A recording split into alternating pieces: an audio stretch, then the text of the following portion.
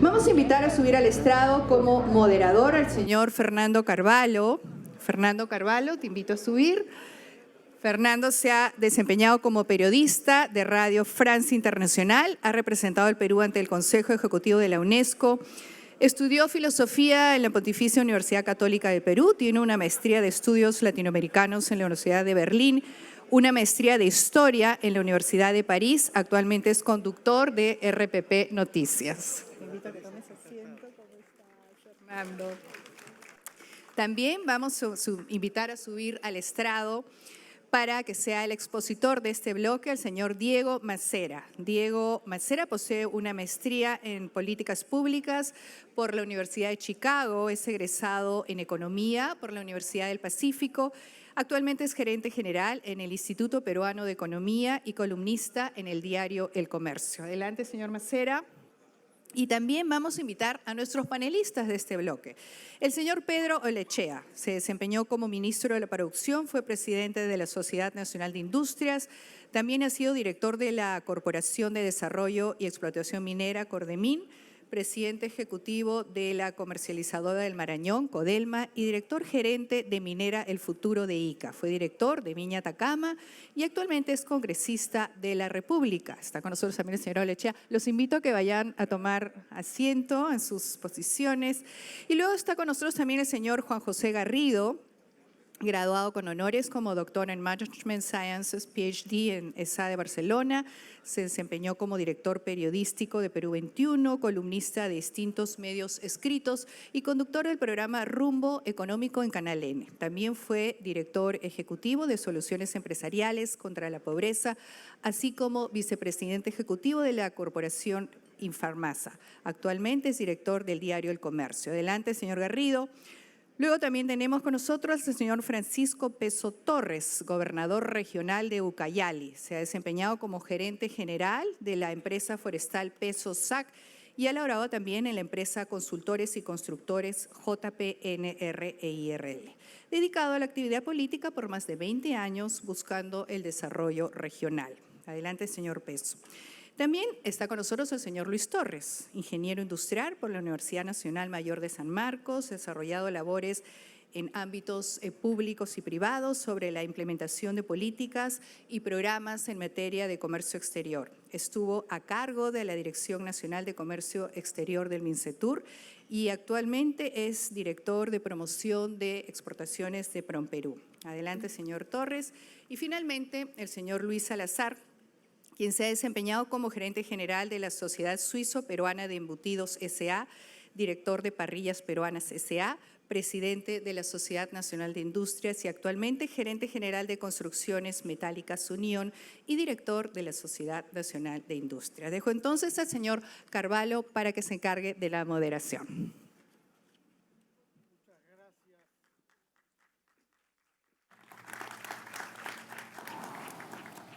Muchas gracias, María Teresa. Hay que comenzar agradeciendo su presencia y expresando mi satisfacción por compartir con ustedes el 123 aniversario de la fundación de la Sociedad Nacional de Industria. Desde que yo era escolar, la palabra industria me atrajo mucho porque es una de las pocas sociedades gremiales que ha dado lugar a un adjetivo industrioso. Y además, leyendo el Quijote, descubrí una anécdota maravillosa de un matrimonio con algunos conflictos que da lugar a una tentativa de asesinato. Creen que ha muerto alguien y cuando todo el mundo grita milagro, milagro, porque ha resucitado el novio, él dice no, milagro no, industria. Cervantes cuenta eso. Es una satisfacción enorme para una persona como yo, que tiene que observar su sociedad todos los días, poder ponerme en la escucha de actores de un sector productivo como la industria en nuestro país, que todos sabemos confronta muchas dificultades y es víctima de muchos prejuicios. Es por eso que me precipito a darle la palabra a un especialista de economía, nada menos que el gerente del Instituto Nacional de Economía, que debe exponer en un máximo de 30 minutos el título general de Condiciones necesarias para impulsar la inversión y el desarrollo industrial.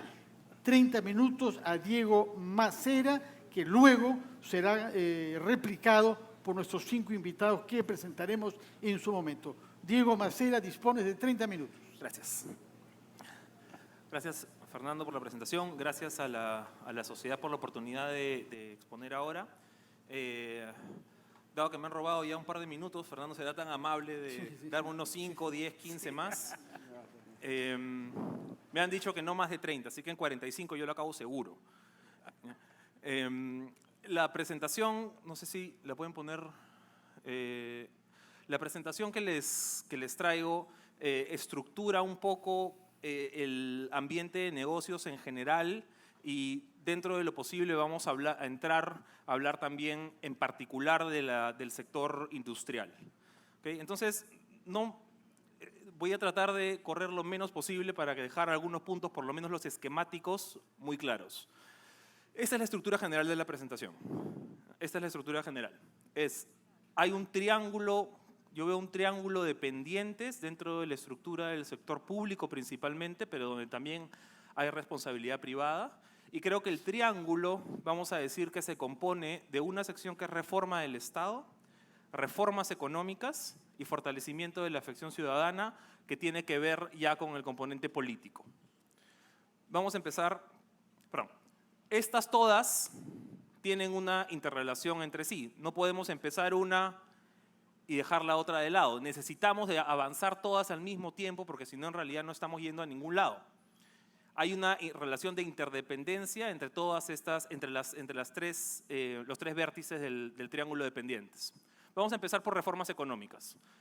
Voy a decirle de segunda generación ahora por usar una expresión común, pero en realidad a lo que me quiero referir para hacer sentido a esto de segunda generación es hablar un poquito de las reformas de primera generación, ¿no? Y lo que les he traído acá es una estructura básica del modelo económico. Entonces, cuando a veces se escucha en el discurso, ¿cómo le dicen? El modelo económico primario, exportador, neoliberal, imperialista, yanqui, ¿ya? Es esto, ¿ya? Y en verdad, si se fijan con atención, no hay nada del otro mundo, ¿ya? Es algo súper básico y con lo cual es difícil estar en desacuerdo. Veámoslo punto por punto. Inflación y cuentas fiscales controladas, déficit fiscal, lógico. Apertura al mundo, comercio, inversiones, libertad de empresa, precios de mercado, democracia, instituciones, rol subsidiario y redistribución del Estado. Vamos a ir un poquito más adelante detallando cada uno de estos, pero por lo pronto quiero dejar claro que cuando hablamos de los pilares fundamentales del modelo económico, que con sus imperfecciones ha traído bienestar al Perú y a sus ciudadanos, en realidad no es mucho más que esto. Matices más, matices menos, pero es esto. Y lo que les quiero proponer en esta presentación, en los 27/45 minutos que me quedan, es este mensaje. Hemos estado discutiendo en los últimos 5 años, digamos 10, algunas reformas puntuales de algunos componentes específicos de este modelo económico. Hay algunos que los quieren tirar por la borda. Ok, descartemos eso. Vamos a hablar de las reformas puntuales del modelo económico. Y en realidad, en varios campos hemos llegado al punto en que esto ya no da más. Les quiero leer varias reglas de juego, necesitan una actualización. En algunos campos, seguir con mejoras parciales va a ser lo mismo. Trabajando con decimales no llegamos a ningún lado. Porque estamos reformando en los márgenes de un problema que es mucho más grande. Entonces, quiero proponerles, para tener una idea de a qué me refiero, voy a hablar rápidamente de 3 reformas grandes, estructurales, que no es jugar a los decimales. Esa es la primera, la reforma arancelaria de los 90. Entonces, fíjense la estructura arancelaria que teníamos en julio del 1990, cuántos aranceles teníamos para cuántos productos distintos. Y en vez de estar diciendo, oye, de repente a esta mejor lo juntamos con esta y el inciso A de la exportación de la subpartida B la juntamos con... No me cuentes decimales. No me cuentes decimales. Vamos a hacer una estructura, vamos a hacer un cambio fuerte y lo simplificamos a eso. Eso es un cambio estructural de verdad. Eso es no jugar con decimales. de tener, no sé cuántas subpartidas tienes acá, debes tener como 60, a 2, a 3 las que tienes hoy día sin contar los TLCs. Esa es una estructura, ese es un cambio estructural. ¿Qué otro cambio estructural? Empresas públicas. No es que vamos a mejorar y vamos ahora a subsidiar y que con el préstamo del Banco Mundial vamos a reflotar a la EPS, que con OTAS ahora sí el gobierno corporativo va a poder… Decimales. Decimales. Necesitamos un cambio fuerte. El cambio fuerte acá, privaticémoslas. ¿Ya? Privaticemos muchas, casi todas de las empresas que teníamos. Dejemos de perder esa cantidad de déficit fiscal. Esto era cuánto perdían las empresas públicas de déficit, cuánto contribuían al déficit fiscal por año. Último, tercer ejemplo de cambio estructural. Impuestos, la reforma impositiva. Teníamos también como 60 impuestos distintos, 80s. De nuevo, no me cuentes decimales, no me cuentes que el artículo tal, que la exoneración til y que ahora, y eso lo llamamos una reforma. No me cuentes eso. Eso no es una reforma, o es una reforma que ya se nos pasó el tiempo de hacer. Una reforma es convertimos esos 60 y pico en 6. Y todo lo que no sean esos 6 no existe. Todo lo que no sean estos 6 no existe. ¿Ya? Eso es una reforma fuerte. Entonces, ¿en qué campos necesitamos estas reformas? ¿En qué cosas estamos atrasados? Ese es el resumen del ranking de competitividad del Foro Económico Global. El Perú empezó a mejorar más o menos hasta el año 2012. 2012 llegamos hasta el puesto 61 y desde ahí en realidad ha sido entre no mejorar y languidecer en el ranking en los últimos 5 años. No ha habido mejora, no hemos hecho la tarea. Ahora, ¿a alguien de verdad le puede sorprender esto? O sea, ¿alguien de verdad puede decir, uy, pero si la gran reforma estructural que hicimos en el 2015, ¿cómo no nos mejoró en el ranking? Si no hemos hecho la tarea, no mejoramos. Y en el contexto internacional, si no mejoras, en realidad, en términos relativos, retrocedes, porque los demás sí están haciendo su tarea. Para hablar en concreto, ¿qué cosas, en qué temas concretos del ranking de competitividad no estamos bien? ¿O estamos peor que el resto de países? Ahí les puse algunos ejemplos de la región. Brasil, Chile, Colombia, México, Perú, en el puesto que ocupan en el ranking. ¿En cuáles estamos por encima del puesto 80? Instituciones, infraestructura, adopción de TICs, educación, dinamismo de negocios, innovación. O sea, la lista es de lavandería en realidad. Especialmente preocupante cuando estamos hablando de industria, hay algunos como infraestructura, por ejemplo, cuando tienes costos logísticos todavía por el cielo comparado con otros países de la región. Ahora, esa es la visión internacional Perú. Desde el IPE trabajamos el INCORE, el Índice de Competitividad Regional, que trata de replicar algo parecido a lo que hace el WEF, el Foro Económico Global, pero ya no comparando Perú versus otros países, sino las regiones entre sí. Y la verdad es que, claro, tienes ese promedio nacional, el que vimos antes, pero el promedio nacional esconde diferencias enormes en las regiones del Perú, donde tienes básicamente la costa relativamente competitiva, sobre todo la parte de la costa sur, sobre todo la parte urbana, y el resto del país con brechas muy grandes en lo que uno quiera mencionar. Instituciones, agua y saneamiento, educación, salud. Porque claro, cuando hablamos de competitividad, no estamos hablando solamente de la carretera. Estamos hablando también de temas que generalmente se vinculan más con capital social, con educación y salud, pero que eventualmente son capital humano. Son los trabajadores competitivos que necesitamos. Entonces, el ranking anterior, WEF, traemos acá otro rápido nada más, Banco Mundial. Este me gusta un poco menos, ese es el Doing Business, pero sí me quiero centrar en 2 puntos, en la apertura de negocios y pago de impuestos. Apertura de negocios, que es un buen indicador de cuánta prioridad le damos como política pública de verdad al emprendimiento formal, puesto 125. Estaba viendo hace poco un video que en Estonia lo haces en 18 minutos, puedes abrir una empresa desde tu celular, ¿no? De repente no aspiramos a 18 minutos, pero si lo puedes hacer en una semana estaría bacán. Y lo otro, pago de impuestos. Pago de impuestos que ya es un tema sumamente transversal y que tiene falencias todavía, de las que seguimos discutiendo hace 20 años y todavía no arreglamos.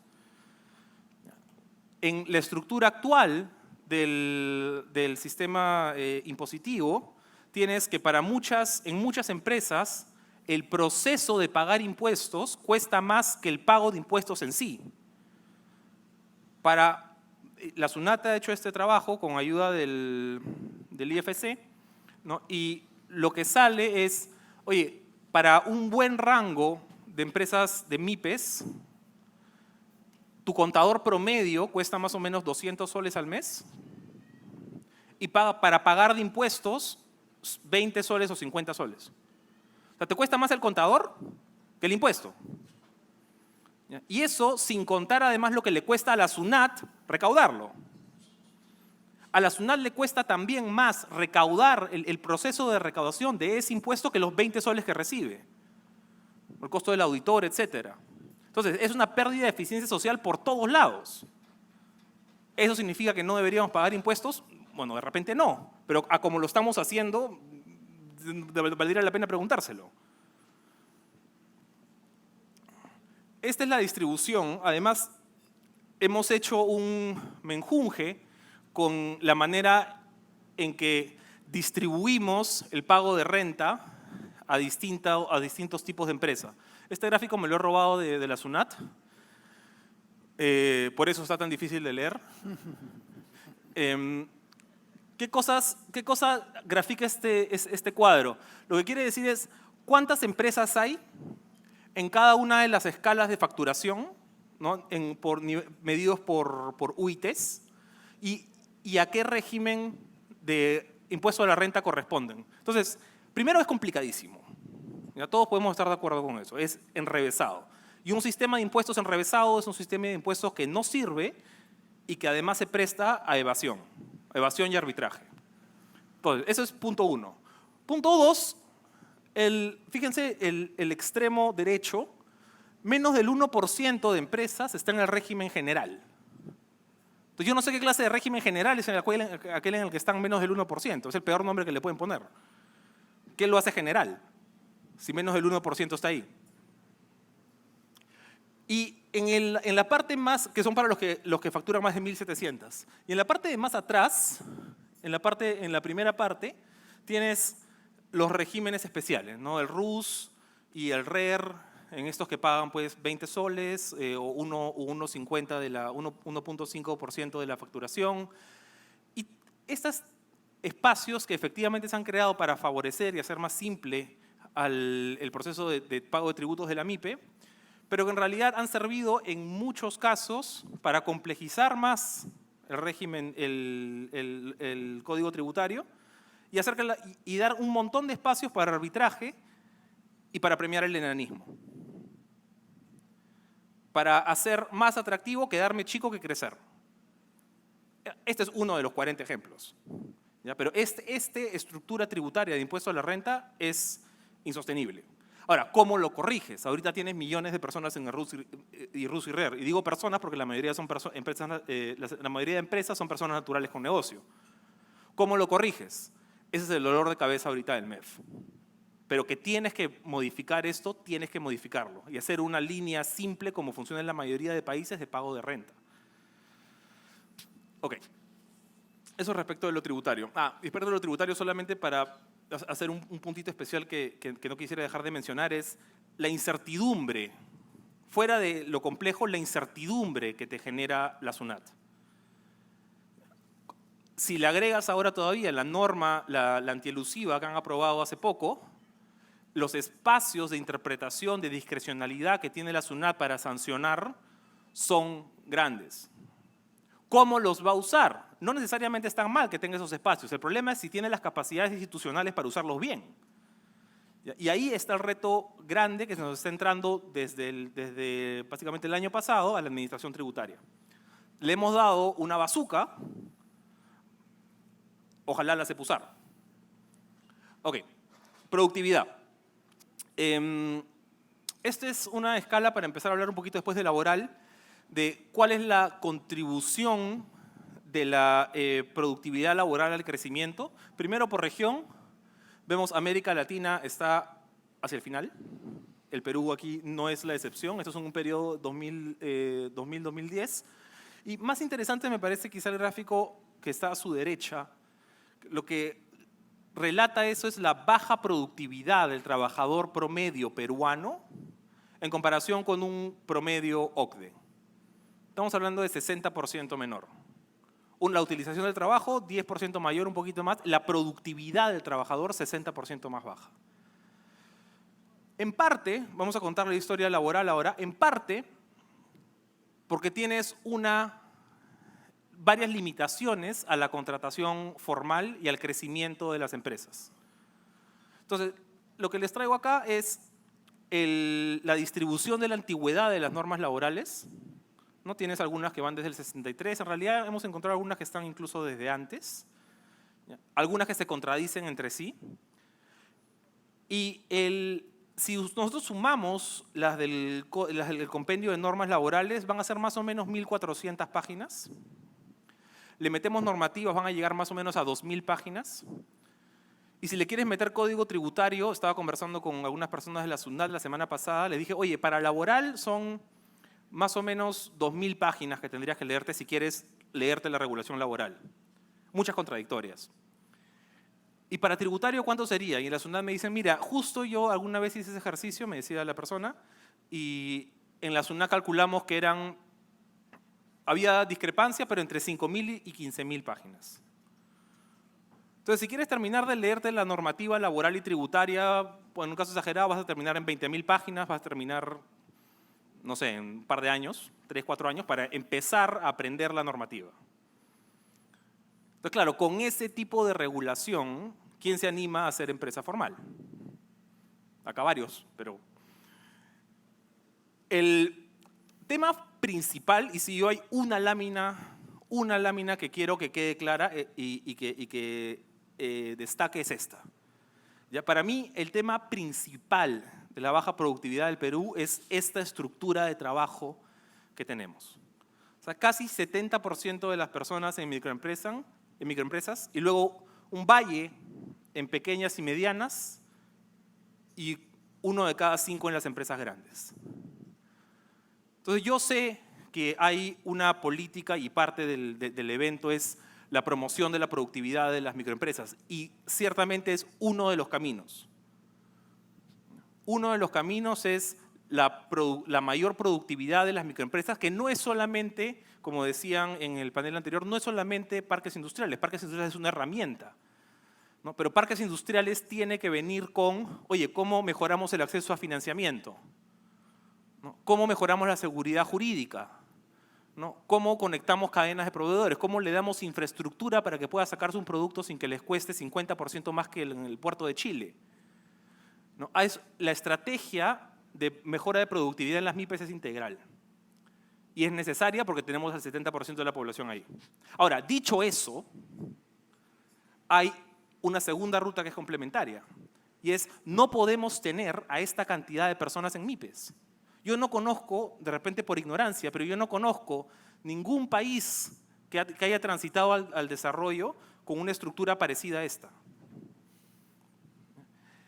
Y eso es porque, en parte, lo que tendrías que ver acá son MIPES que van saltando hacia pequeñas y hacia medianas y en paralelo la población que está empleada en esas MIPES empieza a reducir porque son más productivas también.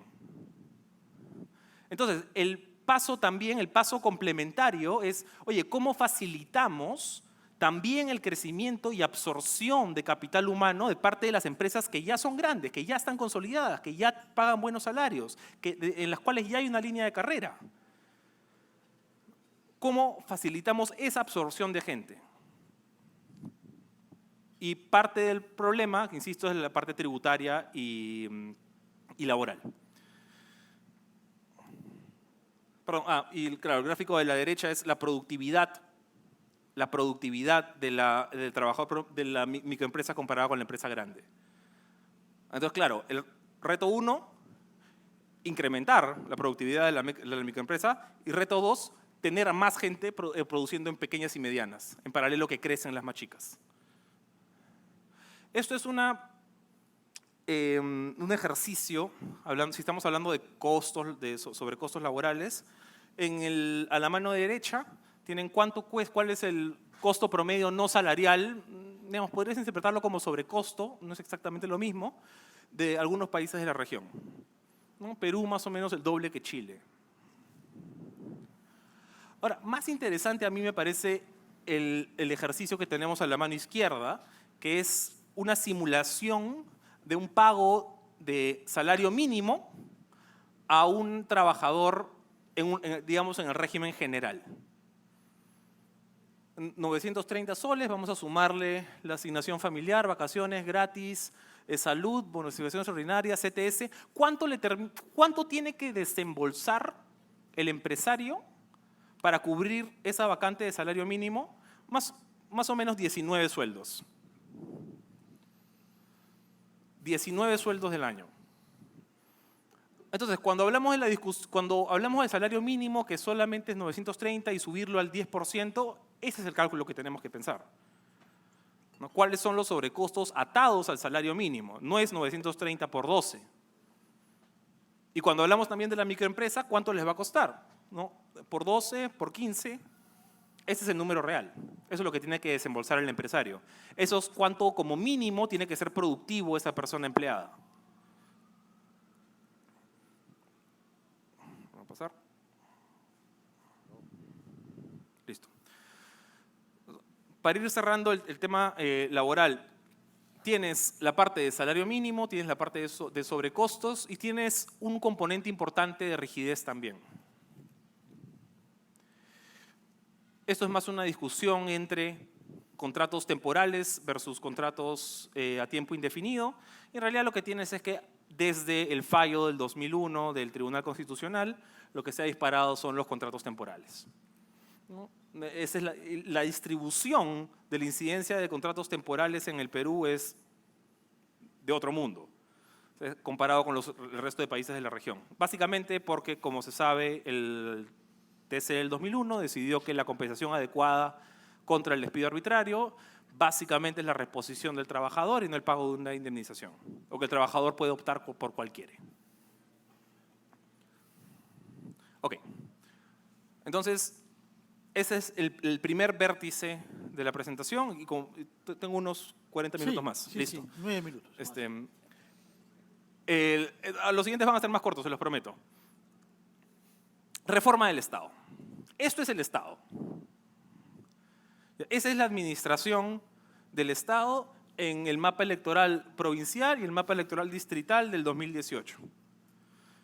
La fragmentación que tiene el Estado peruano hoy día a partir del proceso de descentralización es dramática. Si por lo menos uno viera pues, un patrón de colores similares, ¿no? De repente 2, 3, 4 colores que se repiten, sobre todo en el mapa electoral distrital, que significaría que hay partidos, ¿no? Que se han dividido, ¿no? Acá la centroderecha, acá la centroizquierda, de repente acá los verdes, y tienes una separado, pero una articulación por partido, en fin. Pero ni siquiera tienes eso. Tienes un Estado absolutamente partido, con partidos políticos que difícilmente se les puede llamar eso, con movimientos regionales que igual muchos se crean para la elección de turno. Entonces, gestionar ese Estado es un reto titánico. La burocracia demanda más burocracia, ¿no? Ese es un principio general. ¿Ya? Este cuadro me lo he robado de Fernando Sillonis, no sé, créditos para él. ¿Cuánto ha crecido la recaudación desde el 2000 al 2018? En base 100 se ha multiplicado por 5. Esa es la línea azul, recaudación tributaria. La línea roja es cuánto ha crecido el gasto en burocracia. ¿Cómo vamos a entender gasto en burocracia? Vamos a entenderlo como el gasto del Estado que no va a profesores, que no va a médicos, que no va a policías, que no va a jueces, que no va a militares, que no va a una función directa de provisión de un servicio público del Estado, ¿no? Obviamente sacamos inversión y esas cosas también. Esto es solamente gasto en burocracia. Gasto en burocracia es multiplicado por 8. Recaudación por 5, burocracia por 8. Y si decimos que la burocracia demanda más burocracia, es que se ha convertido también, de un tiempo a esta parte, en un freno a las inversiones, tanto privadas como públicas. Este es un trabajo que hizo la Contraloría hace ya unos años, de cuáles eran las principales barreras a la inversión, y lista algunas acá, ¿no? La Contraloría lista certificaciones ambientales, consulta previa, servidumbres, expropiaciones, interferencias, una lista que en realidad es conocida.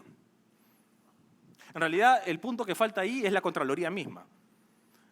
Pero bueno, hay esta lista de pendientes que arrastramos desde 2015 por lo menos y que hoy día no tienen mayor viso de solución.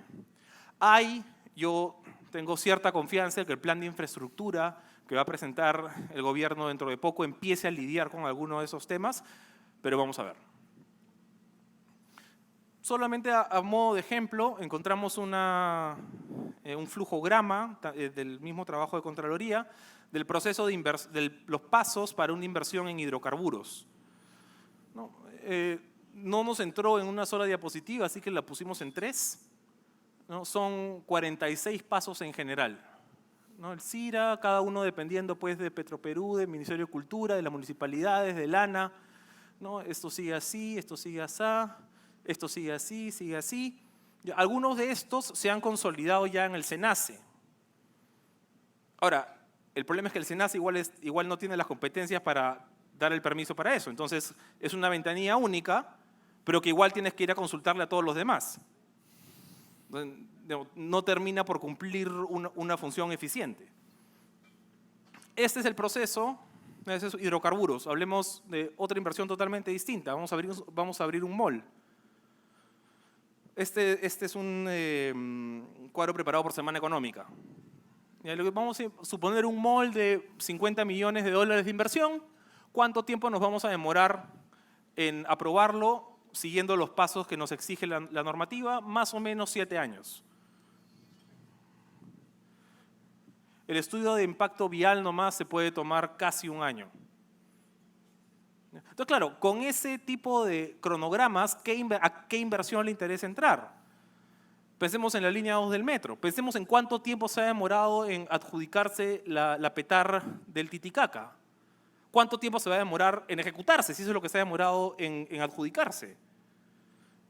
Entonces, la burocracia que genera más burocracia y que tienes pues estas 1.400 páginas de código laboral, más otras 600, más las 15.000 de código tributario, más esto de aquí, en realidad tienes un proceso de paralización general del Estado, tanto para inversión pública como privada. Se ha ido levantando, hay algunas cosas que han ido mejorando, ciertamente. La ley de antibarreras burocráticas a cargo de Indecopi, la comisión esta multisectorial que pasó el gobierno de Kuczynski para el análisis de calidad regulatoria, en el decreto ley creo que fue enero del 2017. Entonces, se ha ido mejorando, pero esto es precisamente a lo que me refiero cuando hablo de decimales. Un poquito más, un poquito menos, vamos a eliminar esta, vamos a analizar esta norma y justo esta de repente ya no. Esos procesos necesarios y que tienen que continuar, tienen que ir en paralelo con reformas que son un poquito más políticamente complicadas, pero más necesarias. Y con eso paso al último punto. Fortalecimiento de la función ciudadana, vamos a decirle, es una manera simpática de decir el problema del político. Porque no se pueden tener estas reformas que son saltos cualitativos sin un compromiso político firme. ¿Satisfacción con la democracia? ¿En qué contexto estamos entonces? ¿En qué contexto para hacer reforma política?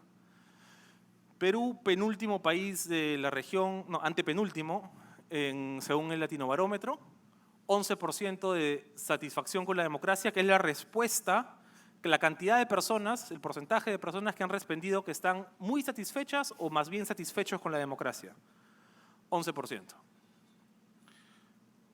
Al porcentaje de población que indica que la democracia es preferible a cualquier otra forma de gobierno, una caída sostenida desde el 2010 de 61 a 43. Entonces, es un ambiente político muy difícil y es un ambiente político muy incierto, pensando sobre todo en las elecciones que se vienen en el 2021. La representatividad, además, que es el vínculo fundamental, ¿no?, de tu contrato social con el Estado, tu representatividad básicamente garantizada por lo que debería ser un parlamento, está casi rota. O sea, empezaste con estos 130 congresistas agrupados como se ven acá y, de hecho, este gráfico lo hice hace de repente un mes, no sé si sigue siendo igual. Probablemente no. De hecho, creo que no. ¿Ya? Entonces, claro, eso, ¿qué vaso comunicante tienes tú, ciudadano, con un congresista que en realidad no representa ninguna ideología, partido, compromiso detrás? ¿Ya? Ese canal de representatividad está cerca de estar roto, por no decir que está roto. ¿Ya? Y eso explica mucha de la conflictividad que tenemos también. Esa falta de canales comunicantes para hacer sentir la voz de la población. Ya para ir concluyendo, corrupción. ¿En qué contexto institucional se van a hacer estas reformas políticas cuando no hay confianza en las autoridades? Esto es, por decir, pude haber elegido cualquier gráfico, pero porque hay varios, pero esto es cantidad de municipalidades provinciales, son casi 200. Municipalidades investigadas, eso es en el 2017, poquito más de la mitad. Distritales son 1.600 y pico, investigadas eran 25% del total. Y esto solo por decir un gráfico. Pude haber hecho un gráfico parecido con candidatos a la presidencia. No hubiera salido muy distinto. Entonces, ¿cuál es el contexto político en el que nos movemos hoy día para hacer los cambios de reformas fundamentales? Es difícil. Es un contexto de incertidumbre. Y es un contexto donde en realidad necesitas valentía y voluntad de poner capital político sobre la mesa para hacer las reformas grandes. No te van a salir todas. De repente no vas a aspirar a cambiar el Perú en 5 años. Pero cómprate 2 o 3. Cómprate 2 o 3 grandes. Entonces, este es el triángulo de pendientes que yo les propongo. ¿Ya? Con la historia detrás, la narrativa detrás de, oye, sí, tenemos ese triángulo de pendientes y necesitamos cambios estructurales grandes, aunque sea difícil, y la necesidad de pensar en un proceso disruptivo, pero en el sector privado, entonces nos encanta la palabra que la disrupción, no es la nueva palabrita de moda, ¿no? Como eran antes las sinergias y cosas, esas palabritas que van saliendo. Entonces, la disrupción es un proceso fundamental en el sector privado, que es otra manera de decir una innovación fuerte, pero necesitamos también pensarla en el ámbito de políticas públicas. Seguimos haciendo más de lo mismo, seguimos mejorando en los márgenes, ¿no? Y la propuesta, por lo menos la idea más que propuesta que les traigo es, mira, si seguimos trabajando en los márgenes, si seguimos trabajando con decimales, en realidad no vamos a llegar a ningún lado. Con eso culmino. Muchísimas gracias por su atención. Muchas gracias, Diego. Muchas gracias a Diego Macera. Recuerdo que él es el gerente general del Instituto Peruano de Economía. Nos ha presentado cifras inapelables e implacables. Es tarea ahora de los 5 comentaristas reaccionar a lo que se nos ha dicho, y es una cosa sumamente favorable que el primero sea el economista Pedro Olaechea, que es congresista de la República, pero que ha sido presidente de esta casa. Así que seguramente que su experiencia empresarial en el terreno y su experiencia política actual podrá permitirnos mirar con optimismo la manera como hacemos frente a lo que nos ha explicado Diego Macera. Congresista Olaechea tiene la palabra. Muchas gracias y muchas gracias a la sociedad por invitarme. Yo creo que la presentación de Diego es realmente interesante y plantea el problema en el que nos encontramos hoy día. Tiene de político, tiene de técnico y tiene a la vez de una realidad que es inapelable. El país es un país muy complejo. Libro interesante de leer, por ejemplo, es La Utopía Republicana de Carmen McEvoy, y nos demuestra ya en la época que la atomización del Perú y de las fuerzas, digamos, centrífugas que tiene este país en las regiones sigue dándose hoy día. Es interesante cuando ella postula que el guano, la riqueza del guano, al final Castilla la utiliza para mantener estos pequeños reinos en paz. 71% del guano se queda en el Perú. ¿Pero para qué se utilizó? Para mantener increíblemente departamentos que eran enormemente poderosos como Puno, como lo era Arequipa, como lo era Cajamarca, y mantener un orden social que pudiera salir adelante. Seguimos en el mismo problema hoy día. O sea, al final del día la regionalización no ha hecho sino agudizar estas contradicciones o estas necesidades. Y el presupuesto de la República no se da abasto y hay un contrapunteo de poder entre el centro y las regiones. Por eso es que la burocracia sigue aumentando. Cuando era ministro de Industrias, me acuerdo que tenía gente que hacía lo mismo que hace en una región el equivalente a su Ministerio de Industrias en la misma región, con la diferencia que la persona que iba de destacada de Lima se iba el martes y regresaba el jueves. Entonces teníamos una duplicidad. ¿Es necesaria esa duplicidad? O sea, no hemos logrado generar una eficiencia, sino simplemente hemos generado una división de poderes con la entrega de un presupuesto. Hace unos días, Moquegua y Puno tienen un conflicto que es muy interesante sobre la frontera y una laguna. Y ahí los congresistas puneños y los moqueguanos, indistintamente del partido en el que militan, Fuerza Popular, Frente Amplio, moqueguanos se van a un lado y Frente Amplio y Fuerza Popular puneños se van al otro. Se acabaron los colores políticos y comienza la pelea regional. Y lo interesante era que el distrito que se iba a crear era un distrito que un poco iba en el medio y podía generar alguna solución o por lo menos identificar el problema. Y les pregunté si es que ellos sabían que el presupuesto para los gobiernos locales estaba en 11.000 millones de soles en el presupuesto de la República. Y hay 1.865 municipalidades. O sea, en el mejor de los casos podían pensar en 8 millones de soles. Estos 8 millones de soles, si ponderamos por el tamaño de la población que tienen las municipalidades, que se hace algunos ajustes del Foncomún, al final iban a recibir 4 millones de soles, de los cuales 2,5 millones iban a servir muy posiblemente para mantener al alcalde y todo lo que era la burocracia que se iba a conformar. ¿Y de qué les servía 2 millones de soles adicionales? 2 buzones y media cañería en el agua. Entonces, realmente en la forma que se está manejando el presupuesto de la República deja mucho que desear. Y como bien ha enseñado nuestro amigo Macera, el crecimiento del presupuesto de la República es un escándalo para los niveles de servicio y seguridad, de salud y de educación. Es un escándalo. Si ustedes consideran que 6 millones de soles es hacer un colegio con 12 aulas y totalmente equipado, o 6 millones de soles es una comisaría con todas las facilidades para la policía, que tengan una decencia, que tengan todas las instalaciones que requieren, es otros 6 millones de soles. 8 millones de soles una posta de salud, nivel 1, completamente equipada. Entonces, cada vez que escuchen ustedes 40 millones, 5 postas de salud. Cada vez que ustedes escuchen 60 millones, 10 colegios. Tenemos un déficit de 25.000 colegios. Y la cosa sigue, y realmente no hay una sensibilidad de reaccionar y darse cuenta. Ese es un problema de cómo está la mentalidad en el sector público. Algo que es más interesante, que ya se está acabando el tiempo, y ya después seguiremos, pero se los dejo.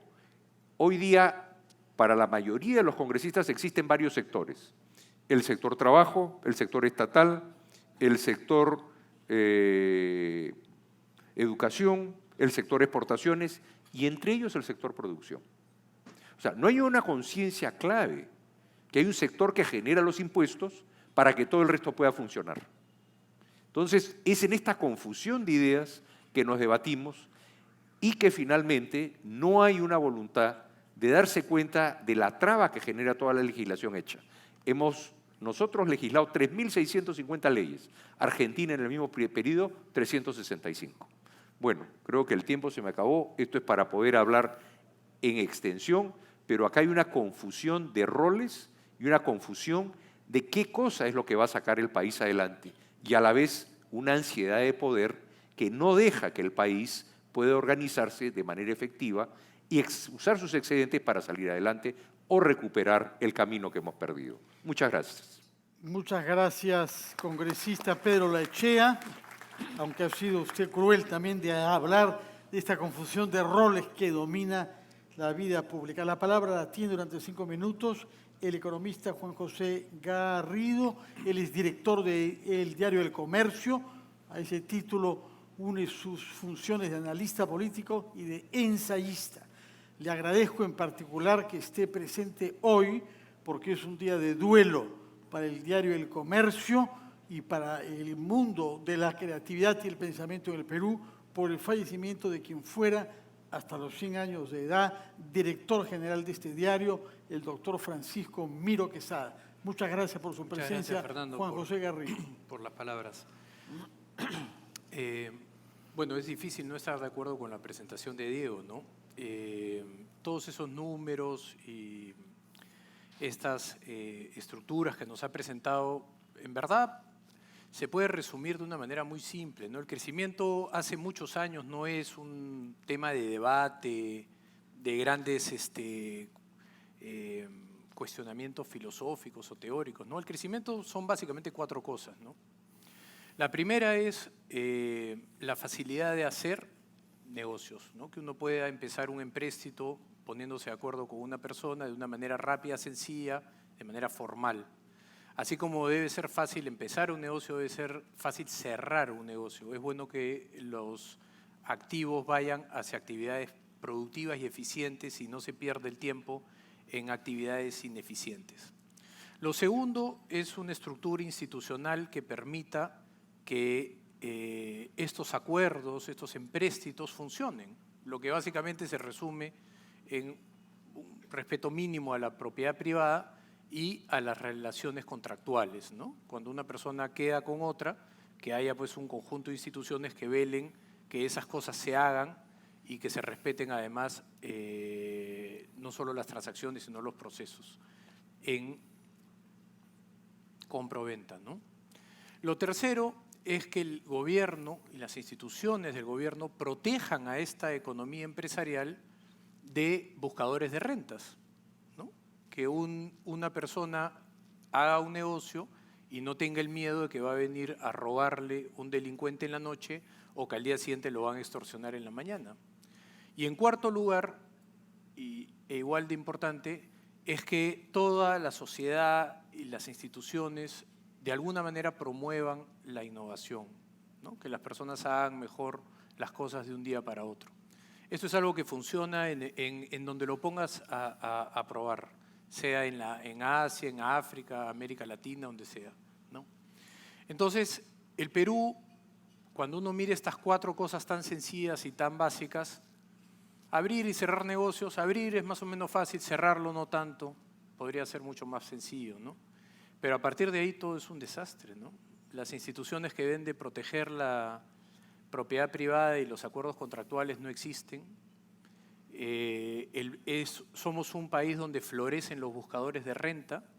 Miren ustedes el caso de Tía María, ¿no? Es una cosa realmente sorprendente que esto esté ocurriendo en el 2019, después de que ha ocurrido lo mismo en Conga, en Tambo Grande, en Cerro Quilich, y etcétera, etcétera, etcétera, ¿no? Un par de hermanos, buscadores de rentas, mueven a una población, paralizan un proyecto como Las Bambas. Otro grupo de personas promueven a través de radios, esto es un proceso además que está muy bien estudiado en estos buscadores de rentas, ¿no? Todos los conocemos, todos sabemos cómo se producen esas negociaciones y extorsiones. Van a paralizar un proyecto de 1.500 millones que viene con un pipeline atrás de 8.000 millones de dólares. 100 personas, ¿no? Y sale el ministro de Justicia hace unos días diciendo que lamentablemente no están dadas las condiciones. Es una cosa pues sorprendente, 10.000 millones de dólares paralizados por 100 personas. Y lo cuarto, que es la innovación. ¿Para qué vas a innovar en un país que no protege la propiedad intelectual, ¿no? Somos el sueño de un cinéfilo, ¿no? Tenemos la más grande galería de cine del mundo, personas que viajan al Perú para poder ir a comprar DVDs, bueno, no sé ahora con el streaming cómo va eso, pero… Entonces, somos un país diagnosticado, harto, todos sabemos lo que tenemos que hacer, las reformas están listadas, son kilómetros de reformas que tenemos que hacer, pero hay un gran problema. Las reformas que necesitamos, que son de segundo piso, como muy bien las señala Moisés Naim, son reformas institucionales que ya no requieren de técnicos. Las reformas de primer piso requerían de técnicos, esas ya las hicimos. Necesitamos ahora reformas de segundo piso, que son reformas institucionales, y esas requieren de acuerdos políticos, no consenso, porque el consenso no se va a lograr, pero por lo menos un acuerdo mínimo para comenzar a desarrollar una estructura básica de Estado, ¿no? Lamentablemente nuestro país está envuelto en una polarización y en un conflicto político, ideológico y otros adjetivos desde hace tantos años que ya perdimos la cuenta, y eso lo que significa en términos estrictos es la caída del PBI del 9% al 3% que tenemos el día de hoy. Creciendo al 3% no vamos a sacar a gente de la pobreza, ya nos vamos a estancar en ese 20 y pocos %, lo que va a generar cada vez mayor frustración, lo que va a generar a la vez mayores demandas y lo que va a hacer que el populismo sea una posibilidad electoral con mucha fuerza en el 2021. Muchas gracias, Juan José Garrido.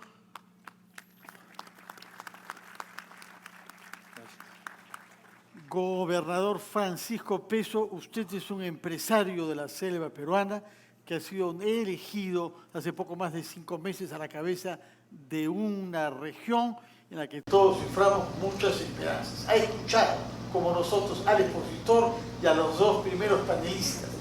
Cuéntenos, por favor, qué es lo que empresarios como usted en su región de Ucayali esperan de las autoridades públicas y de los analistas. Muy bien, don Carlos García, gerente general de la Asociación Nacional de Industrias. En verdad, para mí es un privilegio estar en este panel. Reciban el saludo desde la calurosa ciudad de Pucallpa, la región Ucayali, que todos deben conocer. Ucayali es una región riquísima en recursos naturales, pero no se ha promovido la industrialización. Por eso yo me alegré, de verdad, incluso al clausurar ese evento me he ilusionado al ver un excelente panel de panelistas de primer nivel encabezado por don Ricardo Márquez, y he escuchado con atención a última hora ya al señor Macera, ¿no?, que nos dijo la realidad en que nos encontramos. Me enteré que ahí solamente aportamos al PBI el 1%. O sea, nuestra región tiene una diversidad de productos para industrializarlos. El gran problema es el transporte. Producimos todos los cítricos por haber. Tenemos una tierra fértil, tenemos biodiversidad, tenemos flora, fauna, pero no estamos trabajando en forma articulada. En estos 5 meses de gobierno, no me queda más con la visión empresarial que no debe haber el bache de la transferencia y continuar las obras. Y ya me quedan destrabar nada más 3 obras paralizadas, que con eso vamos a cerrar brechas del agua y desagüe en nuestra ciudad de Pucallpa, que es la capital de la región Ucayali, y lógicamente que es el 75% de la población. Y yo de verdad quisiera que a través del Congreso, tenemos un congresista acá, nos deben estar escuchando todos, se impulsen políticas para la industrialización de nuestros productos. No vamos a salir del atraso que estamos viviendo si no articulamos, no solamente la articulación en diferentes niveles de gobierno, también con el empresariado, con la academia. Nuestros técnicos están ávidos por adquirir más conocimientos y emprender. Eso es el futuro de nuestro país, está demostrado. Y yo les digo que tenemos una región con riquezas naturales a través de nuestra biodiversidad, nuestros bosques. En el mes de abril, antes, el mes de marzo, viendo esa visión de desarrollo, yo ya firmé un convenio marco impulsándonos o proyectándonos hacia el 2050. Tenemos un grupo empresarial que ya está sembrando, denominado Grupo Empresarial Ucayali, el Grupo Ucayali, sembrando más de 2.000 hectáreas de madera, o sea, reforestando. Y hay una visión de reforestar 21.000 hectáreas. Y también por cooperación internacional, 30.000 hectáreas más. Pero necesitamos, señor congresista, que también tengamos estabilidad jurídica.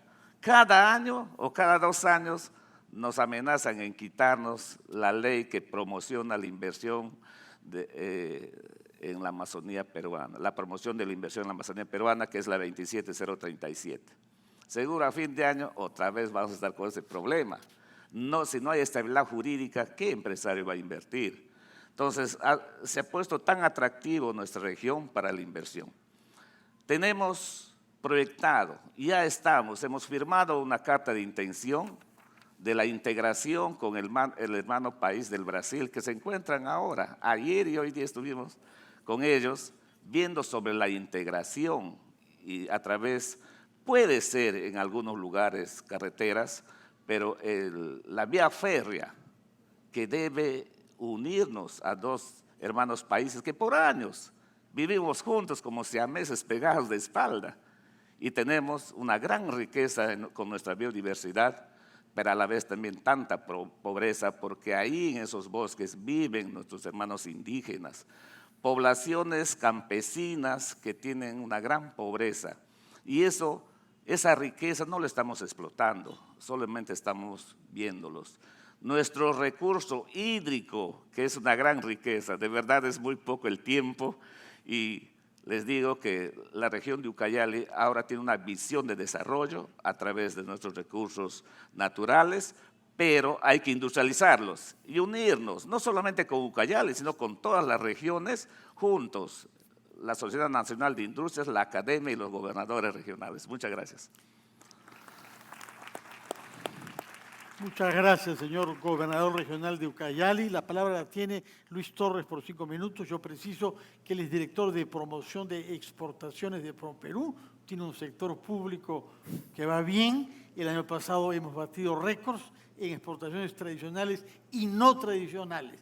¿Por qué? Es que si logramos exportar cada año más, no logramos modificar la situación de las empresas, tal como ha sido descrita por los 3 que han usado la palabra antes que usted. Muchas gracias, Fernando. Agradecer a la Sociedad Nacional de Industrias por la invitación y felicitarlos nuevamente por un aniversario más. Creo que ese es un ejemplo de institucionalidad que debe replicarse en todo orden. En este poco tiempo espero hacer algunos comentarios tomando como líneas lo que ya ha manifestado Diego y mis colegas panelistas. Apertura comercial, eso es algo que me llamó mucho la atención y es cierto, es algo que no son decimales, fue un tema muy potente. La apertura comercial hoy día de nuestro país es un ejemplo a nivel no solamente latinoamericano, sino mundial. Con la apertura comercial, el Perú hoy día es capaz, por ejemplo, de haber dado inicio a un proceso de integración profundo como la Alianza del Pacífico, que en muchos años Perú no tenía esa iniciativa de liderar un proceso y lo pasa a liderar un proceso con socios tan importantes, más desarrollados en algunos aspectos que otros respecto a nuestro país, como son Colombia, Chile y México. Pero no solamente contentos con ese avance, también pasamos a ser parte de otro proceso a escala global, como es el Acuerdo Transpacífico, hoy día el CPTPP, y eso es producto de haber convertido una idea de política gubernamental en los 2000 en una política de Estado. Cuando muchos de los que están acá presentes, que han sido parte de este proceso de apertura comercial, en esa época se inició el Tratado de Libre Comercio con los Estados Unidos, 75% de la población no tenía ni idea de que era un acuerdo comercial y estaba en contra. en el 2006, producto de un trabajo con un sueño, una visión, una articulación, una idea de cómo implementarlo. Creo que ha sido uno de los pocos esfuerzos donde sector público, privado, se unió de una manera tal que se volteó ese porcentaje y 75% de la población ya sabía que era un tratado de libre comercio y lo apoyó. Ese esfuerzo de la apertura comercial se contagió a las regiones. Nos puso en las carpetas de los países. Y antes Perú iba a buscar socios comerciales y nos decían un ratito, agradecemos la iniciativa, ponte atrás de otro país. Y a partir del Tratado de Libre Comercio con Estados Unidos, con la Unión Europea, entre otros, países ahora nos buscaron a nosotros para poder hacer acuerdos comerciales. Porque adicionalmente a la apertura comercial ya teníamos otros activos que podíamos mostrar. Uno de esos resultados de la apertura comercial y que a veces pasa muy de largo delante de nosotros y que creo que deberían ser ejemplos buenos y que nuestros gobernadores regionales deberían mirar, nuestros alcaldes, es lo que acaba de ocurrir con el puerto de Chinchero, el puerto de Chancay. Chancay era una iniciativa que nace en el año 2010, nosotros la veíamos en la Autoridad Portuaria Nacional, fue una visión del comandante Ribaudo. Cuando nos presentaron el proyecto estaba un poco mal diseñado, como que la cochera iba atrás de la sala, se le dio la ayuda, se le orientó, pero luego fue desarrollando esta estrategia y gracias a las condiciones que tiene el país, entre ellos, por ejemplo, la apertura comercial y la negociación con China, se supo aprovechar una coyuntura importantísima a nivel global, ¿no? que tiene China con la franja de la ruta y la seda, y atrajimos una inversión por iniciativa privada de mínimo 1.300 millones de dólares hasta 3.000 millones de dólares. El Perú tiene esa capacidad de poder atraer nuevas inversiones de ese tamaño y están en las regiones, que eso es algo que voy a comentar acto seguido. Pero el puerto de Chancay revela que esta apertura comercial con una visión compartida en el sector público y privado, que puede ponernos en la agenda de importantes socios comerciales, tiene la capacidad de atraer inversiones. Estos comentarios obviamente los hago sin desconocer la realidad, pero tenemos que contagiarnos de este virus que a veces es repelido, es contenido del pesimismo y también tiene cierta dosis de realidad, pero tenemos que hacer las dos cosas a la vez, resolver los problemas estructurales y seguir promoviendo este país. Muchas gracias, Luis Torres. Tomamos entonces nota que hay ciertos virus de los que hay que contagiarnos. Gracias por haber citado un proyecto de éxito, el de Chancay, después de haber escuchado lamentablemente frustraciones. La palabra la tiene Luis Salazar, ingeniero industrial, quien en esta casa es muy conocido porque hasta hace pocos años ha sido presidente de la Sociedad Nacional de Industrias, de cuyo directorio forma parte. Luis Salazar. Muchas gracias. Yo quiero comenzar primero estando de acuerdo con casi todo lo que ha hablado todo el mundo, así que ahí no hay temas, pero quiero agregar algunos conceptos. Un primer tema es, el fin de todo gobierno es generar desarrollo social. Y creo que eso es lo que tenemos que buscar como país y tiene que estar súper claro. Pero cuando hablamos de desarrollo social, ya está demostrado en el mundo que no hay forma de lograr desarrollo social si no generamos desarrollo económico. Y tenemos, por lo tanto, que concentrarnos en desarrollo económico. Y nosotros somos los actores principales, digamos, en tratar de generar ese desarrollo económico, pero sin perder de vista que como Estado sí estamos buscando el desarrollo social. Esto ya lo aprendieron China, Rusia, lo han aprendido Corea, lo han aprendido muchos países, que para poder generar ese desarrollo social tienen que generar el desarrollo económico y han tomado todas las medidas necesarias para generar ese desarrollo económico. Dentro de ese desarrollo económico, la industria en el Perú es el segundo sector en generar empleo de mejor calidad. El primero es la minería, pero tiene una capacidad limitada, y el que realmente puede generar una gran cantidad de empleo de más calidad es el sector industrial manufacturero. Y ese lamentablemente no lo estamos cuidando. Y es donde creo que es importantísimo la presencia de ONUDI, este foro donde se está hablando de los parques industriales y la necesidad de parques industriales, pero además se han discutido otros temas donde se está hablando justamente que solamente con parques industriales no se va a resolver el problema y que es mucho más lo que tenemos que hacer. Otro concepto para tener en claro, la industria fue hasta hace unos 12, 15 años alrededor del 17% del PBI del Perú. Hoy es el 12.7% del PBI.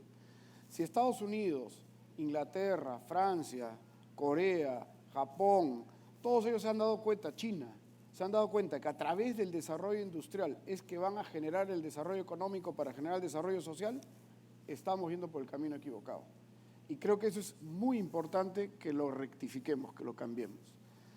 Para dar una idea, el valor agregado mundial, el Perú participa en el 0.2%, pero si lo comparamos con territorio, somos el 1% del territorio mundial y somos el 0.4% de la población mundial. O sea, simplemente equiparando, y tenemos condiciones impresionantes para poder ser competitivos. Ubicación geográfica, condiciones climáticas, la calidad del mar, o sea, tenemos todo para poder ser muy competitivos. Entonces, no es aceptable que nosotros estemos tan abajo como generación del valor agregado mundial. Definitivamente se necesita el apoyo del Estado para poder lograr generar este desarrollo industrial, para generar un desarrollo económico y por lo tanto el desarrollo social. Sí, y muy claro tiene que ser, y eso lo han dicho muchos de los expositores de hoy, es que tiene que ser apoyado sobre el sector privado y que todas las veces que el Estado ha querido ser empresario, ha fracasado. Y esa es una idea que está empezando a circular en el país y que tenemos que ser muy cuidadosos en no cometer esos errores. Y más bien lo que sí está ocurriendo es que la inversión privada se está asustando y está dejando de invertir en el país y se está frenando. Para dar otra idea, venimos con 7 años seguidos de decrecimiento en empresas de más de 10 trabajadores en el sector industrial. El último año ha caído 2.2% del empleo, pero 7 años seguidos cayendo el empleo. Entonces, estamos yendo nuevamente en la dirección equivocada y tenemos que cambiar. Para eso creo que justamente estos 2 días son fundamentales. Para la siguiente ronda voy a tocar otros temas, voy a tocar informalidad versus formalidad. Para dar una idea, nosotros hablamos mucho del sueldo mínimo, hablamos mucho de cómo hacemos para subir los sueldos. En Huancavelica el sueldo promedio es 707 soles. Es la región con el peor ingreso per cápita, 707 soles. ¿Dónde está el sueldo mínimo? 9 de cada 10 personas son informales. En el empleo informal, el verdadero sueldo mínimo está alrededor de 12 soles diarios cuando consiguen trabajo ese día. Para dar una idea, 12 por 30, estamos hablando de 300 y pico soles. Entonces, ¿cómo vamos a combatirlo? Tenemos que generar desarrollo económico para generar, sobre todo formal, para generar empleo formal. Reformas. Ha habido reformas muy fuertes, de las que voy a hablar en la siguiente, que sí se han hecho y que han tenido mucho éxito. Y es el del sector agroexportador. Sobre eso me gustaría conversar en la siguiente vuelta. Muchas gracias, Luis Salazar, por esta mirada tan optimista sobre las reformas que podemos hacer, aunque las cifras que nos ha dado sobre la regresión en materia de producción industrial y de empresas de más de 7 son graves. Yo quisiera que en esta segunda ronda de 5 minutos de cada uno de nuestros expositores, inspirados en la idea de Juan José Garrido, quizás no logramos consensos, pero podemos hacer acuerdos. ¿Acuerdos sobre qué propondrían ustedes que se hagan? ¿Qué 2 o 3 acuerdos pueden servirnos como palanca para remontar las malas cifras que nos han sido dadas y recuperar la confianza en que nuestro país puede salir adelante? Pedro Arachea. Gracias, Fernando. Simplemente acotar un pequeño detalle que tú acabas de señalar y que no tiene correlato de espectacularidad como el dato que diste. El país ha batido récord en exportación. Eso es un dato cuantitativo. Pero ¿qué ha pasado? ¿Por qué no se ha reflejado en el país? Es que no es con exportaciones que se crece con inversión. La inversión genera consumo. El consumo es el que realmente es el motor que al final del día jala al PBI.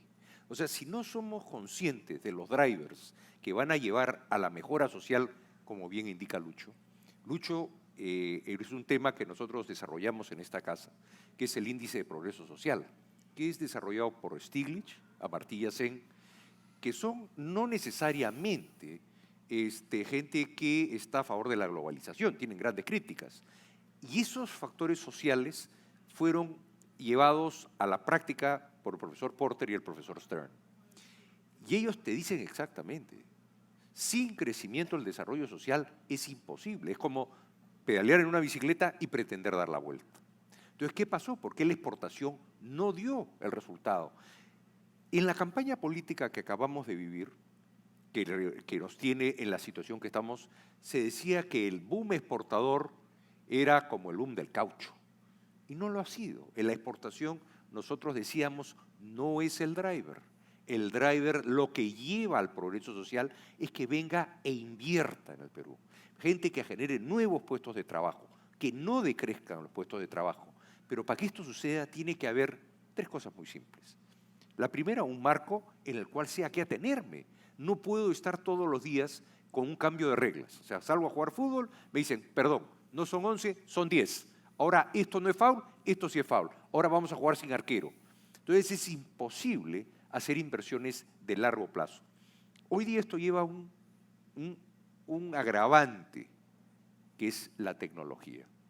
La tecnología hace que nuestras industrias antes podían pensar 10 años en modernizar o revisar las tecnologías que uno tenía a su alcance. Las tecnologías hoy están cambiando cada año. O sea, vale decir, tu industria era competitiva y súbitamente cambió algo. Y tú tienes, o te amoldas o te vas.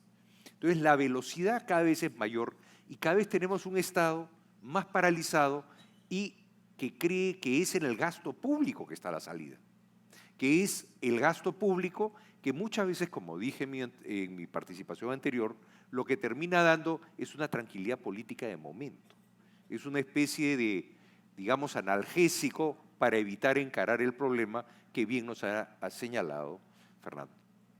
Que tenemos que cambiar, tenemos que generar un marco que asegure la inversión, que es el driver principal, porque es el que va a generar trabajo y al final consumo. Cuando crecimos al 9%, me acuerdo del año 2010, el trabajo, conseguir trabajo en una empresa de más de 50 trabajadores, había 50% de posibilidades que no encontraras al operario, porque la demanda se disparó. Entonces, nuevamente, tenemos todas las condiciones, como dice bien el gobernador regional, las condiciones están por todos lados, pero vivimos los traumas sociales ecológicos, vivimos los traumas sociales de la minería, confundimos la minería antigua con la minería moderna. Un ejemplo clarísimo, las playas de Asia, todo el mundo las ve, es posiblemente la pieza de propiedad más cara alrededor de una playa del Perú. Hay una cancha de golf, hay cancha de esquí, hay wong, hay discotecas, hay todo. Y nadie se da cuenta que está a 5 kilómetros de una mina. Y no pasa nada. Lo cual te demuestra que hay falsos valores o falsas verdades que tienen como propósito detener la inversión. Nadie puede creer en unos lugares más prósperos de playa del Perú. Uno está a 5 kilómetros 600 de lo que es la relavera más grande de una mina industrial. Nadie le importa, no sucede nada. Entonces, hay falsos criterios que hoy están deteniendo la inversión. Se hablaba de la depredación del mar peruano. Hicimos un cambio de políticas cuando estuve ministro con un gran equipo de trabajo en que estaba el almirante Soldi, y al final entregamos 35% de masa ictiológica sobre la que habíamos recibido. Y ha sido contribuyente a 1% de crecimiento del PBI el 2017, el 2018 y este año también. O sea, las posibilidades están en generar un marco previsible en que los actores puedan invertir y trabajar. La inversión, nuevamente, es el gran motor del Perú, porque la inversión va a llevar a que se genere consumo. Por ejemplo, en Ica y en los lugares donde ha habido el boom agrario, estas plazas, megaplazas, ¿obedecen a quién? ¿Quién va a comprar ahí?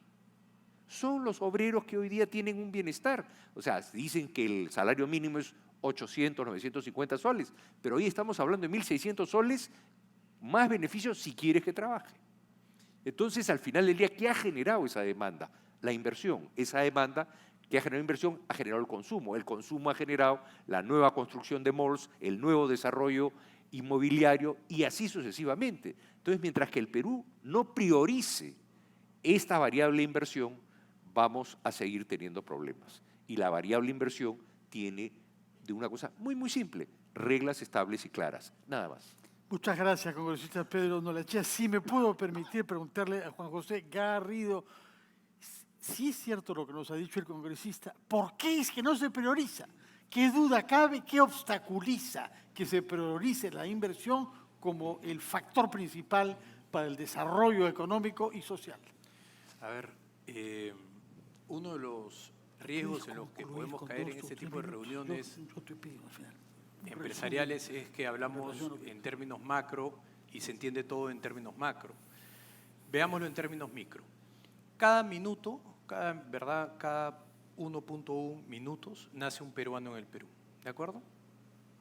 43% de probabilidades ese chico nace con anemia. 43% de probabilidades que el chico que está naciendo dentro de un minuto nazca con anemia. La anemia es lo peor que le puede pasar a un ser humano. Limita la capacidad del desarrollo del cerebro, la masa cognitiva, con lo cual limita su capacidad de desenvolverse como una persona en una sociedad desarrollada. A este chico que va a nacer con 43% de probabilidades de anemia, entra a un sistema de salud quebrado. ¿Correcto? Pasa a un sistema educativo que es el peor del mundo en términos de PBI per cápita. Cuando uno agarra los sistemas educativos en calidad educativa en el mundo, en el ranking del Foro Económico Mundial, que son 140 y pocos, el Perú es el peor país en términos de ingresos per cápita. Estamos en el puesto 134, 135. Debajo de nosotros, el país con el segundo mejor nivel de ingresos es menos de la mitad del nuestro. ¿Ok? Entonces lo hacemos transitar a este peruano durante 11 años por un sistema educativo paupérrimo y lo mandamos a competir a un mercado laboral mundial, porque ya hoy día el mercado laboral no es el Perú, es mundial, donde todas las empresas están sobrereguladas, donde la tasa impositiva, tributaria, hace que la formación de capital se produzca en el sector informal al 75%, ¿correcto? Nuestra P informal es 75%. Entonces, hemos condenado a ese peruano casi desde que ha nacido. ¿Cómo le solucionamos la vida a ese peruano? Claro, inversiones, obviamente, pero ¿qué requieren las inversiones? Un clima estable. ¿Qué requiere un clima estable? Ciertas instituciones que lo protejan y caemos de nuevo en el problema de las reformas. Las reformas requieren de un acuerdo político. ¿Cómo se hace un acuerdo político donde no hay partidos políticos?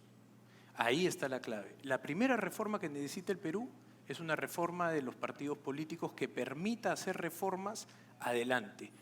¿Quién le pide a esta clase política que se reforme a sí misma? El huevo o la gallina, bueno, ese debate filosófico ya se respondió.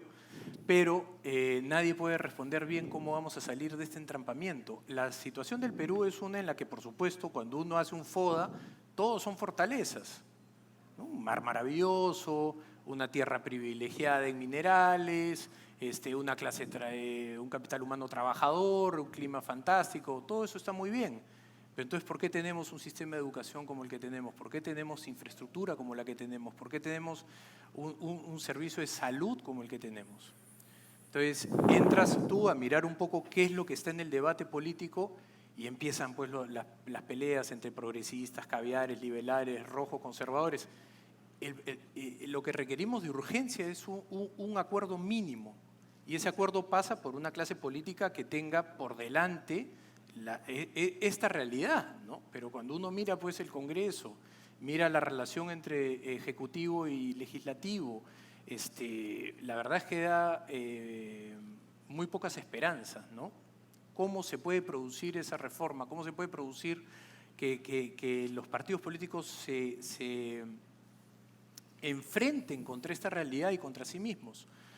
Bueno, podríamos mirar tal vez la experiencia de la revolución industrial, ¿no? En la Inglaterra victoriana, ¿no? Lo que movió a que las estructuras de protección de entonces cayeran y dieran paso a la innovación y con ello a la revolución industrial fue una sociedad que clamaba por esa apertura, ¿no?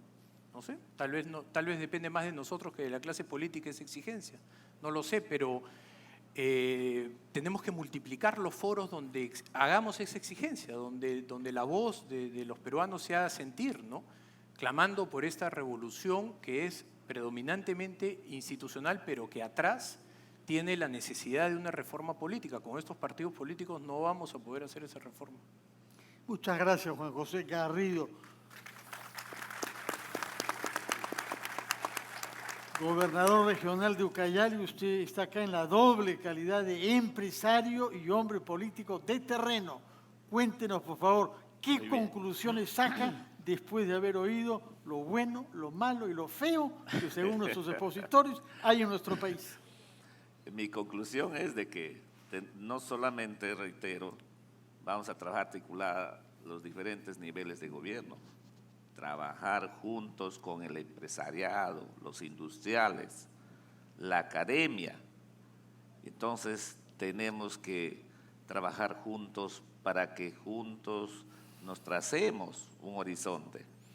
Voy a hablar de mi región, porque mi región tiene 3 cadenas definidas, que es la reforestación y el manejo de bosques en áreas concesionales, que son un 33% todavía de 10 millones de hectáreas, y hacer de que nuestras comunidades nativas pongan en valor el bosque. Invito a los empresarios que se tiene que darle valor a nuestros bosques impulsando los proyectos productivos. En medio del bosque hay infinidad de flora, fauna, no solamente nuestros árboles maderables que tenemos que industrializarlo, sino también nuestros árboles medicinales y plantas medicinales que tenemos. Por ello, yo pido a la ministra de la Producción que se haga realidad nuestro parque industrial que ya está listo, el perfil, el expediente técnico. También necesitamos la construcción de la infraestructura nueva que ya está por caerse de nuestro Instituto Tecnológico Suiza. El CITE Madera también. Con esos institutos vamos a preparar a nuestros jóvenes para que tengan esa visión de industrializar, impulsar la agroforestación. La agroforestación debe ser un éxito porque hay espacios entre el cacao, entre el café, entre la palma, hay espacios para sembrar árboles maderables. Y tenemos que impulsar esa industria sin chimenea, que es el turismo, que todos conocemos. Si Madre de Dios tiene al Manu, Ucayali puede tener 4 Manus, uno en cada provincia, porque las 4 provincias tienen la suya. Es una región Ucayali emergente, porque necesitamos impulsar de verdad mucha tecnología e industrializar nuestros productos. Por eso es importante, y ya firmé, reitero, la carta de intención de la vía férrea, que llega hasta el puerto de Bayóvar, que puede recorrer todo el centro, el sur y el norte de nuestro país, esa vía. Entonces, nosotros vamos a abaratar costos. Nosotros no podemos sacar al mercado limeño porque el costo de un camión de 30 toneladas cuesta más de 5.000 soles, arriba de $1.500. No podemos competir y es el propósito, nos estamos proyectando a ello. Debe hacerse realidad. Yo espero que al término de mi gestión nuestros pares, los gobernadores brasileños, también están a 5 meses de gestión. Entonces, juntos podemos caminar y hacer esa integración Y eso va a ser la salida de Ucayali, de impulsar nuestros productos industriales y buscar otros mercados. Lógicamente, después de abastecer nuestro mercado local. Tenemos para impulsar fuertemente la acuicultura.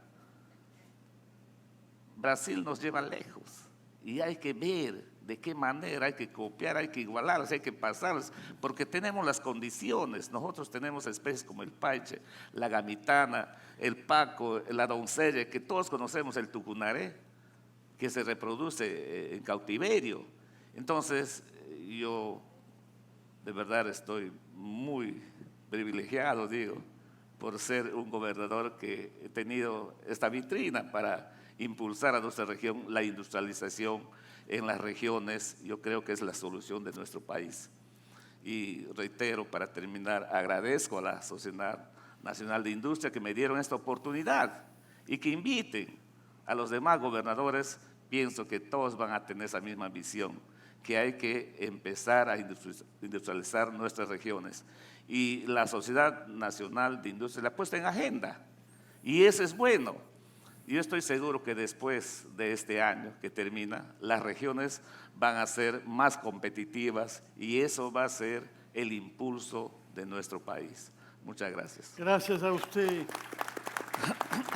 gobernador Francisco Peso de Ucayali. Señor Torres, ha escuchado a quien fuera ministro responsable de su sector decirnos que es una excelente cosa la cifra récord que nos ha mencionado usted de exportaciones, pero que no es el factor decisivo, sino la inversión y el consumo interno. ¿Cómo podemos hacer para que los éxitos que se han logrado en su sector se logren también en aquello que el exministro Pedro Olaechea ha caracterizado como el factor decisivo para el desarrollo económico de nuestro país? Sí, gracias Fernando. Sigo hablando del virus. Ojalá que hoy día salgamos, sé que lo tienen acá, pero súper contagiados y que nos dé todos los malestares, porque el país realmente, además de todos los problemas que tenemos, necesita seguir avanzando. Sigo con la apertura comercial y enlazo con tu pregunta. Un elemento importante que todos los acá presentes deben de ponderar y valorar en su dimensión es, por ejemplo, haber logrado una institucionalidad en torno a la política de Estado, que es comercio exterior. Esa institucionalidad tiene como cara visible a un sector como el MINCETUR, que sin temor a equivocarme debe ser uno de los sectores que menos ministros ha tenido desde su creación en el año 2002.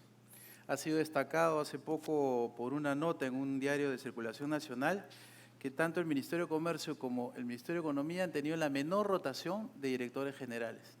¿Cuánto ayuda a que se forme un cuerpo técnico, no solamente en el sector central, en este caso el MINCETUR, sino en el regional, que pueda tener una estabilidad en base a logros, en base a resultados, no en base a otros criterios que pueden ser muy interesantes, pero no los que necesita el país y una región, que es resultados. Institucionalidad, una carrera pública, unos planes de trabajo. Esta apertura comercial, por ejemplo, ha hecho que el plan exportador que elaboró el MINCETUR en el año 2003, hoy día haya trascendido presidentes, ministros, se ha ido de gobiernos regionales y sea parte de la elaboración de los planes regionales también, de los planes de los gobiernos regionales. Hoy día hay 24 planes regionales de exportación entregados a los gobiernos regionales y eso es sembrar una cultura orientada hacia el mercado. Sin robarme los datos de Lucho, que seguramente los va a comentar, esta apertura comercial, por ejemplo, ha motivado el éxito en la agroexportación. Yo escuchaba al anterior panel hablar de los parques industriales que suman algo así de 3.000 hectáreas. Solo una empresa agroexportadora peruana tiene más de 16.000 hectáreas y es hoy día líder mundial y tiene una asociación estratégica con uno de los principales operadores de comercio electrónico del mundo. De eso es capaz el Perú, de eso es capaz. El segundo comentario que quería desarrollar era el tema de que la apuesta de toda esta visión y de estos, ojalá, acuerdos políticos que se logren dar en nuestro país está en las regiones. Las regiones de nuestro país tienen esa riqueza, pero es una riqueza que está enganchada a lo que le está pasando al mundo. El mundo hoy día está buscando un turismo vivencial, un turismo histórico que Perú lo tiene en cada piedra que encuentra en nuestro país. O sea, tenemos hoy día alrededor de 4.5 millones de turistas, pero tenemos la potencia de poder atraer mucho más. Y acá quiero citar un ejemplo, y está en la región amazónica, que es en la región Amazonas. Tenemos a Cuélap. Cuélap tenía un turismo de 10.000 personas. Se puso un teleférico hace algunos años y hoy día van 110.000 personas, pero el teleférico está al 10% de su capacidad. Una ciudad que se ha acomodado con un líder de la alcaldía de Chachapoyas, que es la capital de la región Amazonas. ¿Qué hizo? Si vamos a hacer una región turística, tenemos que hacer lo siguiente: poner bonita la ciudad, la pintó toda de blanco. 2, conservó la infraestructura y el look de la ciudad. 3, creó un bulevar, le sacaron el ancho porque era el bulevar. Hoy día el metro cuadrado de ese bulevar está 4 veces de lo que cuesta dentro de la región Amazonas.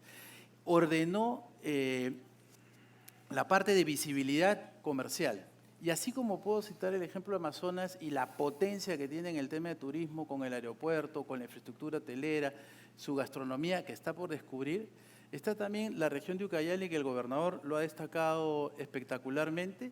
La región Ucayali cuenta, por ejemplo, con un Pro Ucayali, donde están los líderes empresariales más potentes de la región, trabajando con él en una visión común. En la región amazónica existe una buena práctica de hace 9 años, pocas veces conocida. Es una actividad que se llama la Expo Amazónica. Empezó en San Martín con alrededor de unas 2.000 personas. Hoy día esa actividad ha dado la vuelta ya una vez, está organizándose este año en Loreto y convoca a cerca de 70.000, 80.000 personas. ¿Qué hace esa actividad donde se han unido los gobiernos regionales amazónicos, se ha articulado el gobierno nacional?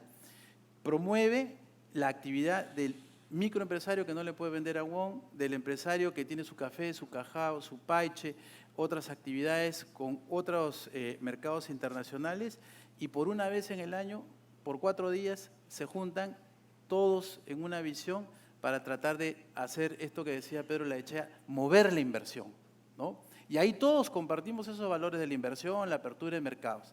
Cierro con este comentario. En las regiones yo creo que está la gran apuesta para el Perú, pero un elemento fundamental es la educación. Si esa educación no se da con un sentido de desarrollo social, de generar trabajo sobre la base de la inversión, nos va a tomar más tiempo. La educación es un elemento esencial para darle sostenibilidad a esta apertura comercial. Gracias. Muchas gracias, Luis Torres. Luis Salazar, le toca a usted terminar el ciclo de los panelistas. Nos había prometido que reservaba algunas ideas para su segunda intervención. Las queremos escuchar con gran expectativa. Y quiero justamente en el orden de contagiarme del virus que habla Lucho Torres, hemos tenido casos de éxito, donde hemos hecho reformas reales y no de decimales, como explicaba Diego. Y el caso que yo quiero mencionar es justamente el de la agroexportación.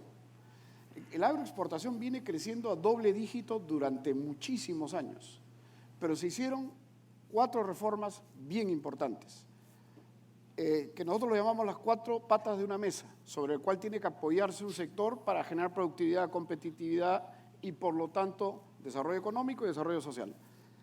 El primero es en el tributario. Se cambió la norma tributaria y se llevó a un nivel competitivo a nivel mundial. Para dar una idea, la presión sobre renta en el mundo está entre 22 y 23%. En el Perú, en todos los sectores normales, digamos, está por encima del 40%. No es atractiva para inversión. Se llevó, y si alguien quiere leer un poco lo que hizo Trump, aunque tenemos cuestionamientos sobre otras cosas, Trump dijo, para volver a reindustrializar, tengo que llevar la parte, el costo tributario a un nivel competitivo. Entonces se llevó a 15% sobre renta y 5% de distribución de utilidades sobre trabajadores. Competitivo a nivel mundial, inversión. Bien.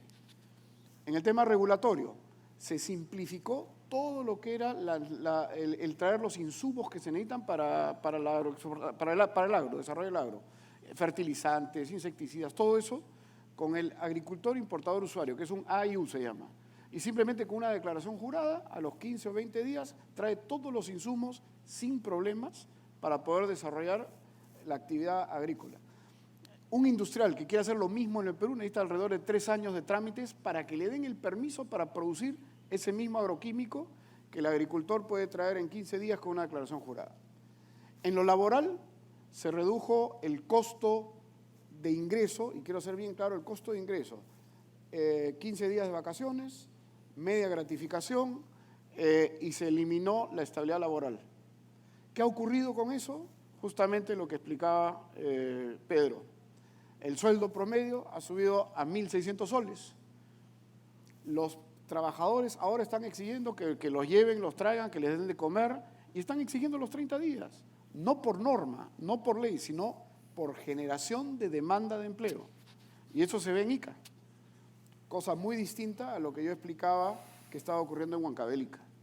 Entonces, se corrigió un factor muy crítico del tema laboral.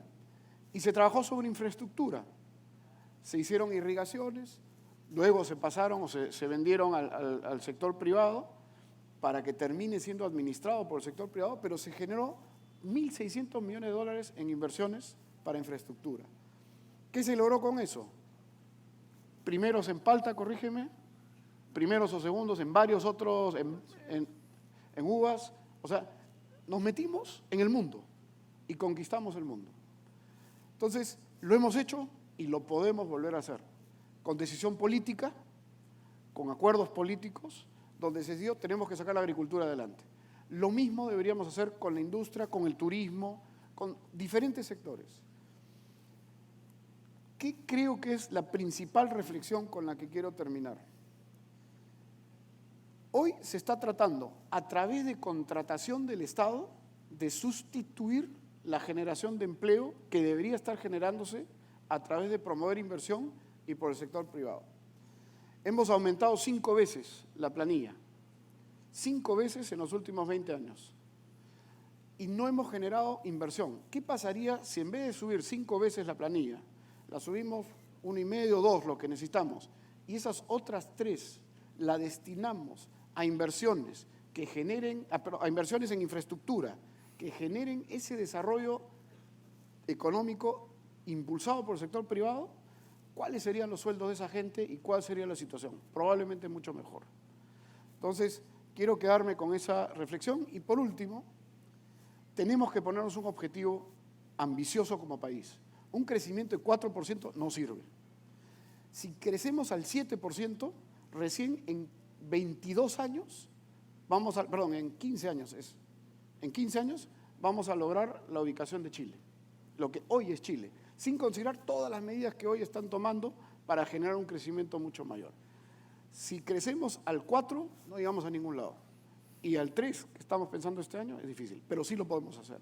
Es un tema de decisión de nosotros como peruanos. Muchas gracias, Luis Salazar. Voy a permitirme solicitar a Diego Macero que use 3 minutos suplementarios para que, habiendo escuchado las 2 rondas de los panelistas, nos diga qué es lo que no estamos comprendiendo del Perú. O peor aún, si es que lo comprendemos, no somos capaces de corregirlo. Difícil. ¿Aló? Difícil planteamiento. Yo, escuchando a los panelistas, me quedo con una sensación de, en realidad, 2 cosas. Hay una parte optimista.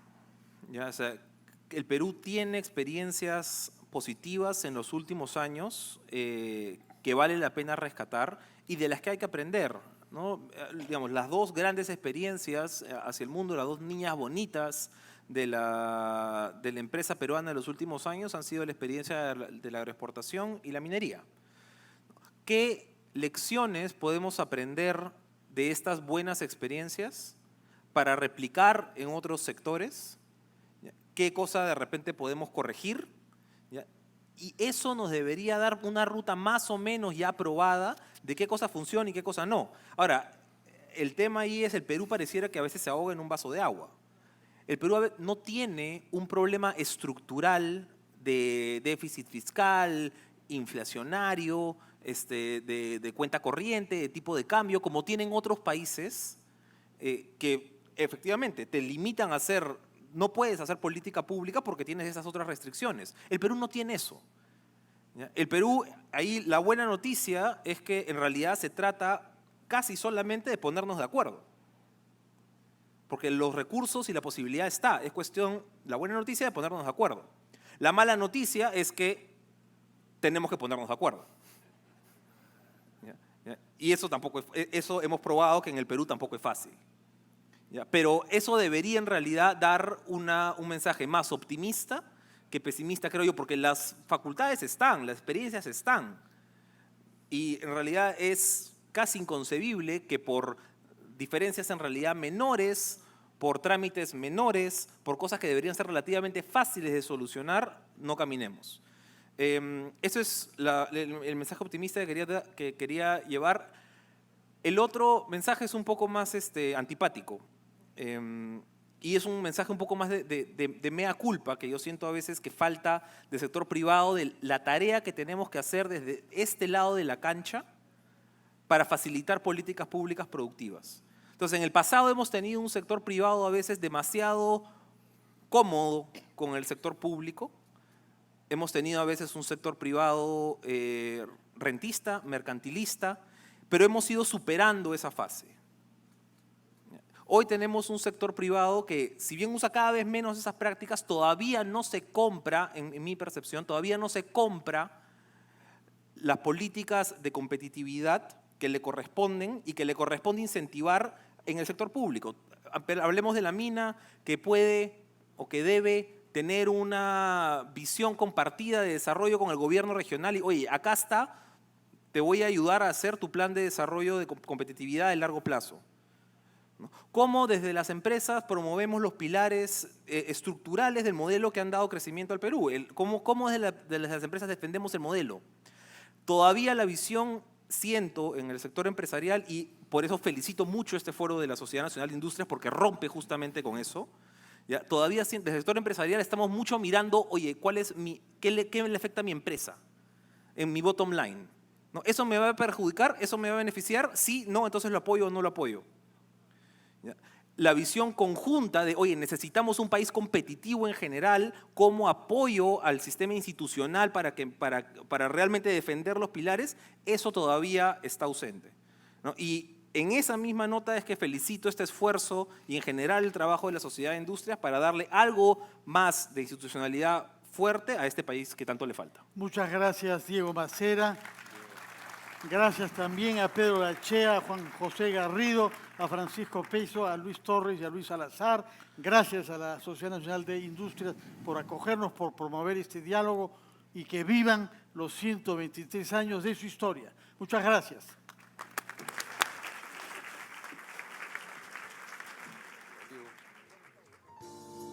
Muchas gracias a nuestro panel, nuestro moderador, nuestro expositor. Los invitamos a tomarse una foto grupal de este panel número 7.